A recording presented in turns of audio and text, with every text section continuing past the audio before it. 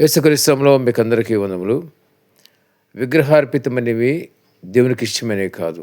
కాబట్టి పరిశుద్ధులు ఎవరు కూడా వాటిని తినరు, వాటిని ముట్టుకోరు.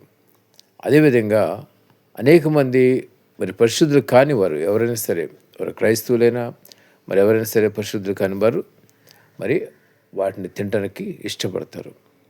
అయితే ఈ విషయంలో గమనించవలసిన ఒక విషయం ఏంటంటే, చాలామంది మరి ఈ మధ్య కాలంలో సేవకులు ప్రార్థన చేసుకుని తినండి ఏం కాదని చెప్తున్నారు.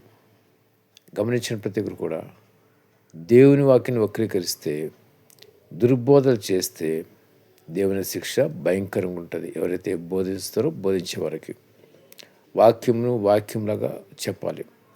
వాక్యానికి వెనకాల 4 చేర్చి మీరు దాన్ని మీ జ్ఞానాన్ని మీ తెలివిని ఉపయోగిస్తే కనుక దేవుని శిక్షకి ఖచ్చితంగా లోనవుతారు. ఎవరైతే ఈ విధంగా దుర్బోధలు బోధించేవారు గమనించండి.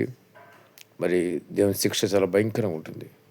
ఒక బోధకుడైతే మరి దేవునికి ఇష్టమైన ఇష్టం కాని జీవితం జీవించాడు కాబట్టి మరి అతను ఒక దుర్మరణం పాలైపోయాడు. ఒక లారీకి పడి చనిపోయాడు.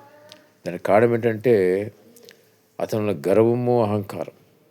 కాబట్టి సేవకులను జ్ఞాపకం చేసుకోండి. చాలా పరిశుద్ధంగా పవిత్రంగా జీవిస్తూ ఇతరులకు మాదిరికరంగా ఉండాలి. సేవకులను మీరే మరి విగ్రహార్పితం తింటే ఏమి కాదు, ప్రార్థన చేసుకుని తినండి చెప్తున్నారంటే దేవునికి విరుద్ధంగా మీరు ఉంటున్నారు.